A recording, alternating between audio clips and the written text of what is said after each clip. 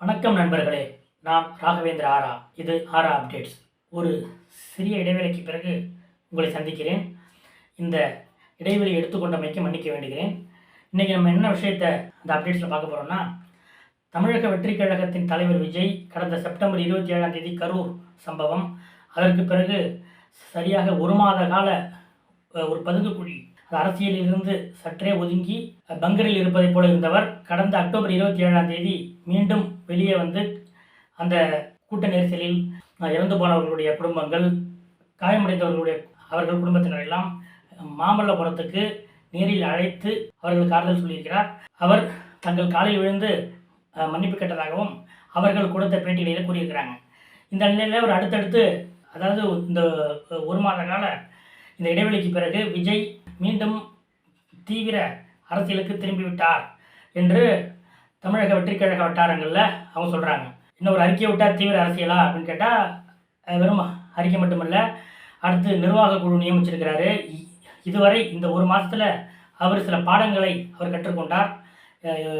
ஒரு முடிவெடுப்பது எப்படி, ஆலோசிப்பது எப்படி, யார் யாரை வச்சு ஆலோசிக்கணும் என்ற விஷயங்களில் அவர் ஒரு பெரிய பாடத்தை கற்றுக்கிட்டு இருக்காரு. அந்த அடிப்படையில் அவருடைய அடுத்த செயல்பாடுகள் இருக்கும் அப்படின்ட்டு தமிழக வெற்றிக் கழக தரப்பில் சொல்கிறாங்க.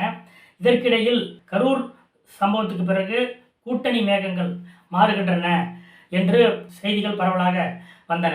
இன்னும் சொல்ல போனால் அதிமுக பொதுச் செயலாளர் எடப்பாடி பழனிசாமி அவர்கள் பேசிய அவருடைய பரப்புரை கூட்டத்திலேயே தமிழக வெற்றிக் கழக அந்த கட்சியோட கொடிகள் உயர பறந்தன. அதை பார்த்துட்டு இங்கே பாருங்கள், பிள்ளையார் சொல்லி போட்டாச்சு என்று கூட எடப்பாடி பழனிசாமி குறிப்பிட்டார். இதனால் அதிமுக தாவேகா கூட்டணி வருமா அப்படின்ற ஒரு கேள்வி எழுந்தது. அப்படியே தமிழக வெற்றிக் கழகம் அதிமுகவோடு கூட்டணி வைத்தாலும் அதிமுகவோடு ஏற்கனவே பிஜேபி இருக்குது.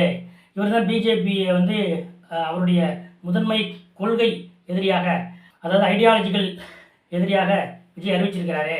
அப்புறம் எப்படி அவர் பிஜேபியோட சேருவார் என்ற கேள்விகள் எழுந்தன.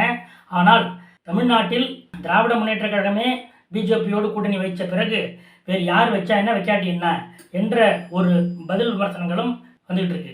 இந்த நிலையில் விஜயை மையப்படுத்தி தான் கடந்த ஒரு மாத அரசியல் விவாதங்கள் இருக்கின்றன என்பதை திராவிட முன்னேற்ற கழகமே அவர்களே நினைத்தாலும் மறுக்க முடியாது. ஏனென்றால் அவர்கள் தான் விஜய் இந்த ஒரு மாதமாக லைம்லைட்லேயே வச்சுருக்காங்க. இந்த நிலையில் விஜயை மையமாக வைத்து புதிய புதிய கூட்டணிகள் பற்றிய வியூகங்கள் வகுக்கப்பட்டுக்கிட்டே இருக்குது. சொல்லப்போனால் இது முடிவல்ல, சில புதிய நகர்வுகள் ஆரம்பிச்சுக்கிட்டே இருக்காங்க. அதில் கடந்த 2-3 நாட்களில் சென்னையிலும் டெல்லியிலும் நடந்த கூட்டங்களில் உள்ளரங்கிலே என்னென்ன விவாதிக்கப்பட்டன என்பதை வைத்து பார்த்தால் வேறு வேறு முடிச்சுகள் அவிழ்கின்றன. அதாவது சில தினங்களுக்கு முன்பு தமிழ்நாடு காங்கிரஸ் கட்சியின் தலைமை அலுவலகமான சத்தியமூர்த்தி பவனில் மாநில செயலாளர்கள் கூட்டம் நடந்தது. அந்த கூட்டத்துக்கு அந்த கட்சியோட மேலிட பொறுப்பாளர் கிரீஷ் சோடங்கர் அவர் தலைமை வைத்தார்.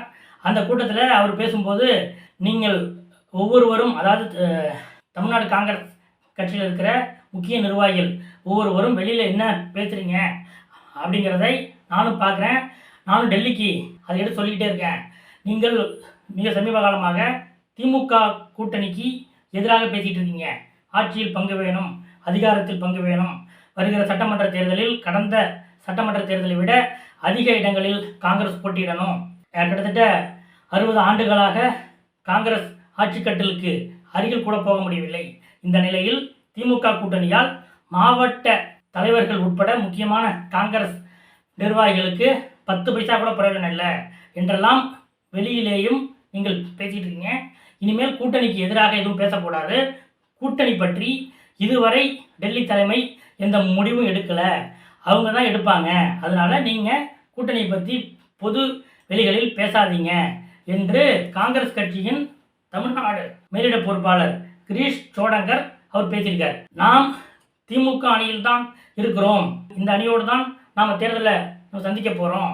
அதனால் யாரும் இந்த கூட்டணி எதிர்த்து பேசாதீங்க, இந்த கூட்டணி வெற்றிக்கு பாடுபடுங்க என்று அவர் பேசவில்லை. கூட்டணி பற்றி டெல்லி தான் இறுதி முடிவெடுக்கும், அதனால் நீங்கள் பேசாதீங்க என்று தான் அந்த கூட்டத்திலே அவர் சொல்லியிருக்கிறார். இதுவே அந்த கூட்டத்தில் கலந்து கொண்ட, அதாவது திமுக கூட்டணி வேண்டாம் என்று சொல்கிற ஒரு சிலருக்கு ஒரு அறிகுறியாக, அவர்களுக்கு சாதகமான அறிகுறியாக இதை பார்க்கிறார்கள். அப்படி என்றால் ஏதோ நம்ம எதிர்ப்பெல்லாம் டெல்லி தலைமை யோசிக்க ஆரம்பித்து விட்டதா என்றும் அவர்கள் நினைக்கிறார்கள். இன்னும் சொல்ல போனால் கடந்த வாரம் சென்னை அருகே இருக்கிற சம்பரம்பாக்கம் ஏரி திறப்பு விஷயத்திலே அந்த ஏரி அமைந்திருக்கிற பகுதியின் சட்டமன்ற உறுப்பினரான தமிழ்நாடு காங்கிரஸ் கட்சி தலைவர் செல்வ பெருந்தகை தனக்கு எந்த தகவலும் அளிக்காமல் ஏரியை திறந்து விட்டீர்கள் என்று அந்த சம்பரம்பாக்கம் ஏரிக்கே சென்று அதிகாரிகளிடம் வாக்குவாதத்தில் ஈடுபட்டார். நாங்களாம் தண்ணியை தொட்டா தீட்டாயிடுமா என்பது வரைக்கும் அவர் அந்த அதிகாரிகளிடத்திலே செல்வ பெருந்தகை ஆக்ரோஷம் காட்டினார் என்றுதான் சொல்ல வேண்டும். இதற்கு நீர்வளத்துறை அமைச்சர் துரைமுருகன் செல்வ பெருந்தகையின் இந்த செயல்பாடு வருத்தம் அளிக்கிறது என்று சொன்னபோது மறுபடியும் செல்வ பெருந்தகை அதற்கு பதிலளித்தார். அப்போது அவர் சொன்னதில் ஒரு வார்த்தையை ரொம்ப கவனிக்க வேண்டியிருக்கு. அதாவது தமிழ்நாடு காங்கிரஸ் கட்சி எங்களுக்கு சுயமரியாதைன்ற ஒரு கோவணம் தான் இருக்கு, அதையும் உருவ பார்க்குறீங்களா என்று செல்வ பெருந்தகை கேட்டார். அப்படி என்றால் திமுக காங்கிரஸ் கூட்டணியால் காங்கிரஸுக்கு எந்த லாபமும் இல்லை, எந்த அரசியல் ஆதாயமும் இல்லை, எங்கள்கிட்ட இருப்பது சுயமரியாதை என்ற ஒற்றை கோவணம் தான், அதையும் உருவிடாதீங்க என்று செல்வ பெருந்தகை செய்தியாளர்கள் மத்தியிலேயே சொன்னார். இப்படி திமுக காங்கிரஸ் இடையே இந்த சலசலப்புகள் எழுந்த நிலையில்தான் இதற்கெல்லாம் சில தினங்கள் கழித்து காங்கிரஸ் முன்னாள் எம்எல்ஏ சொக்கர் அவர்களுடைய இல்ல திருமண விழா நடைபெற்றது. அதிலே முதலமைச்சர் ஸ்டாலின் கலந்து கொண்டார். இன்னும் சொல்ல போனால் சொக்கருடைய பையன் இப்போ காங்கிரஸுடைய ஒரு மாவட்ட தலைவர், விருதுநகர் மாவட்ட காங்கிரஸ் தலைவராக அவர் இருக்கிறாரு. அவரோட வீட்டு கல்யாணம். இந்த கல்யாணத்தோட அழைப்பிதழில் காங்கிரஸ் கட்சியின் மாநில தலைவர் செல்வ பெருந்தகை படம் இல்லை. அதனால அவர் அந்த விழாவுக்கு போல. அதாவது ஒரு காங்கிரஸ் கட்சியின் மாவட்ட தலைவர் வீட்டு கல்யாணம், அது முதலமைச்சர் ஸ்டாலின் அதை நடத்தி வைக்கிறாரு. அந்த கல்யாணத்துக்கு காங்கிரஸ் கட்சியின் மாநில தலைவரோ மற்ற முக்கியமான தலைவர்களோ அங்கே இல்லை. காங்கிரஸ் கட்சியோட வீட்டு கல்யாணம்னா எப்படி இருக்கும்? மேடையில் முதலமைச்சர் ஸ்டாலின் இருப்பார், பக்கத்தில் செல்வ பெருந்தகை இருப்பார், மற்ற முக்கிய முன்னாள் தலைவர்கள் இவங்கெல்லாம் இருப்பாங்க. இப்படி தானே ஒரு இயல்பாக அது நடந்திருக்கணும். ஆனால் முதலமைச்சர் ஸ்டாலின், அமைச்சர், அதாவது விருதுநகர் மாவட்டத்தைச் சேர்ந்த அமைச்சர் தங்கம் தென்னரசு இவர்கள் இருக்கிறார்கள். மாவட்ட காங்கிரஸ் தலைவர் சொக்கருடைய பையன் அவர் இருக்கிறாரு. மற்றபடி காங்கிரஸ் கட்சியினுடைய முக்கிய புள்ளிகள் யாரும் இல்லை. முதலமைச்சர் ஸ்டாலின் இந்த விழாவில் உரையாற்றும் போது ராகுல் காந்திக்கும் தனக்குமான அந்த அந்யோன்யத்தை பற்றி ரொம்ப சிலாகித்து அவர் பேசுகிறார். அதாவது ஒரு காலத்தில் காங்கிரஸ் கட்சியும் திராவிட முன்னேற்ற கழகமும் வேறு வேறு எதிரெதிர் கொள்கைகளில் இருந்தன. ஆனால் இன்னைக்கு நாட்டை காக்கும் நோக்கத்திலே ஒரே பாதையில் ரெண்டு கட்சிகளும் பயணிக்கிறது. ராகுல் காந்தி என்னை எப்போது நேரடியாக பார்த்தாலும் அல்லது ஃபோனில் அழைத்தாலும் என்னை அண்ணன் என்றுதான் அழைக்கிறார், நானும் அவரை பிரதர் என்றுதான் அழைக்கிறேன். இப்படி ஒரு உறவு எங்களுக்கிடையே இருக்கிறது என்று அந்த காங்கிரஸ் புள்ளியின் கல்யாண விழாவிலே ராகுல் காந்திக்கும் தனக்கும் இடையிலான நெருக்கத்தை பற்றி முதலமைச்சர் ஸ்டாலின் பேசுகிறார். ஆனால் அந்த மேடையிலே மாநில காங்கிரஸ் தலைவர் இல்லை. முதலமைச்சர் கல்யாணத்தை நடத்திவிட்டு சென்ற பிறகுதான் மற்ற காங்கிரஸ் தலைவர்கள்லாம் வாழ்த்துறாங்க. அப்படின்னா இதெல்லாம் என்ன சொல்லுது என்ற ஒரு கேள்வி எழுகிறது. இந்த நிலையில்தான் நேற்று அக்டோபர் 28 டெல்லியிலே கேரளா சட்டமன்ற தேர்தல் பற்றிய அந்த மாநிலத்தைச் சேர்ந்த முக்கியமான காங்கிரஸ் தலைவர்களுடைய ஆலோசனை கூட்டம் டெல்லியிலே நடந்தது, இந்திரா பவனில் நடந்தது. காங்கிரஸ் கட்சியின் அகில இந்திய தலைவர் மல்லிகார்ஜுன கார்கே மற்றும் ராகுல் காந்தி மற்றும் வயநாடு எம்பியும் காங்கிரஸ் கட்சியின் பொதுச் செயலாளரான திருமதி பிரியங்கா காந்தி ஆகியோர் உள்ளிட்ட அந்த கூட்டத்தில் கலந்துக்கிட்டாங்க. கேரள காங்கிரஸ் கட்சியினுடைய முக்கியமான தலைவர்களை 1-to-1 அழைத்து கார்கேவும் ராகுல் காந்தியும் ஆலோசனை நடத்தியிருக்கிறார்கள். உள்ளுக்குள்ள அவ்வளோ பிரச்சனை இருக்குது. 2026 சட்டமன்ற தேர்தல் வரப்போகுது. இப்போது அங்கே இடதுசாரியோடைய ஆட்சி நடக்குது, பிஜேபி அங்கே வளர்ந்துக்கிட்டு இருக்கு. இந்த நிலையில் 2026 காங்கிரஸ் கட்சி ஆட்சியை பிடிப்பது எப்படி என்பதுதான் அவர்களுடைய ஆலோசனை. இந்த ஆலோசனையின் போது வயநாடு எம்பியும் காங்கிரஸ் கட்சியின் முக்கியமான தலைவராக, முக்கியமான முகமாக அறியப்பட்டவருமான திருமதி பிரியங்கா, விஜயுடைய அரசியல் செல்வாக்கை கேரளாவில் நாம் பயன்படுத்திக் கொள்ளலாம் என்ற ஒரு ஆலோசனையை முன்வைத்திருப்பதாக டெல்லி வட்டாரத்திலிருந்து தகவல்கள் கிடைக்கின்றன. ஏனென்றால் ஏற்கனவே ஒரு சில டேட்டாக்கள் அடங்கிய டாக்குமெண்ட்டுகள் முன்னாள் எம்பி காங்கிரஸ் கட்சியின் பொதுச் செயலாளர் டாக்டர் செல்லகுமார், இப்போதைய எம்பி விருதுநகர் எம்பி மாணிக் தாக்கூர் உள்ளிட்டோரால் காங்கிரஸ் கட்சியின் அகில இந்திய பொதுச் செயலாளர் வேணுகோபாலுக்கு அனுப்பி வைக்கப்பட்டிருக்கு. அதாவது தமிழக வெற்றி கழகத்தின் தலைவர் விஜய் இங்கேதான் மாநில கட்சியாகத்தான் அவர் பதிவு செய்து தமிழ்நாட்டிலே அரசியல் செய்துகிட்டு இருக்காரு. ஆனால் அண்டை மாநிலமான கேரளாவில் அவருக்கு அபரிமிதமான ரசிகர்கள் செல்வாக்கு இருக்கிறது.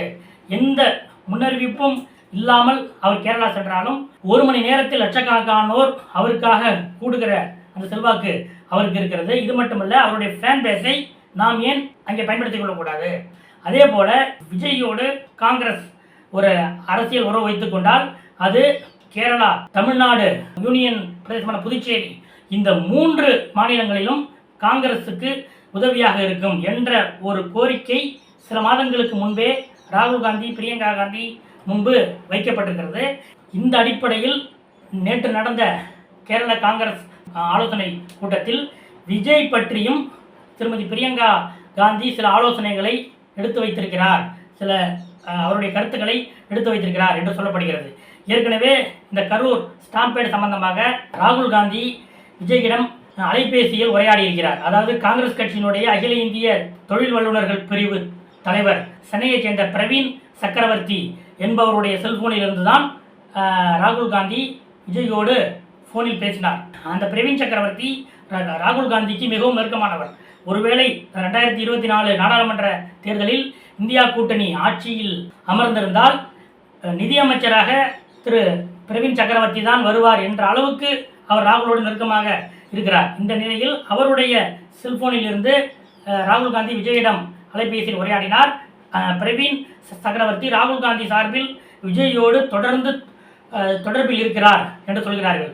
இந்த ஒரு பேக்ரவுண்டில் தான் காங்கிரஸுடைய திருமண விழாவிலே கலந்து கொண்ட முதலமைச்சர் ஸ்டாலின் எனக்கும் ராகுல் காந்திக்கும் உள்ள உறவு மிக நெருக்கமானது என்று கூறியிருக்கிறார். அதாவது அவர் என்ன சொல்ல வர்றாருன்னா, காங்கிரஸ் கட்சியுடைய மாநிலத்தில் இருக்கிற இங்கே சட்டமன்ற காங்கிரஸ் கட்சி தலைவர் ராஜேஷ்குமார் ஆகட்டும், முன்னாள் காங்கிரஸ் தலைவர் அழகிரி ஆகட்டும், இப்படி யார் வேண்டுமானாலும் வெளியிலே எதிராக நீங்கள் பேசினாலும் ராகுல் காந்தியோடு எனக்கு உறவு நெருக்கமாக இருக்கிறது என்பதைத்தான் முதலமைச்சர் அந்த திருமண விழாவின் மூலமாக சொல்லியிருக்கிறார் என்று சொல்கிறார்கள். இன்னொரு பக்கம் விஜயோடு கூட்டணி வைத்தால் நமக்கு தமிழ்நாடு, கேரளா, யூனியன் பிரதேசமான பாண்டிச்சேரி உள்ளிட்ட இந்த 3 தேர்தலிலும் காங்கிரஸ் கட்சிக்கு ஆதாயம் என்று ஒரு பக்கம் டெல்லியிலே காய்கள் நகர்த்தப்பட்டு கொண்டிருக்க, இன்னொரு பக்கம் மூத்த காங்கிரஸ் தலைவர் முன்னாள் மத்திய உள்துறை அமைச்சர் ப. சிதம்பரம் இல்லை நம்ம திமுகவோட தான் கூட்டணி இருக்கணும் என்று டெல்லியிடம் வற்புறுத்தி வருகிறார் என சொல்கிறார்கள். ஏனென்றால் அவர் என்ன சொல்றாருன்னா, பீகார் சட்டமன்ற தேர்தலில்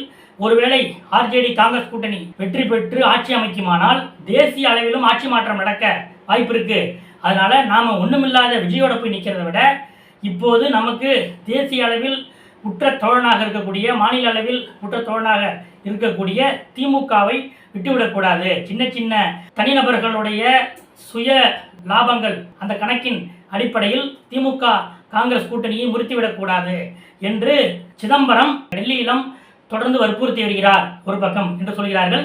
இதுதான் இன்றைய அரசியல் போக்காக இருக்கிறது. அடுத்தடுத்த அரசியல் நகர்வுகள் மற்றும் நடப்புகள் பற்றி அடுத்தடுத்த வீடியோக்களில் நாம் பார்ப்போம். நன்றி.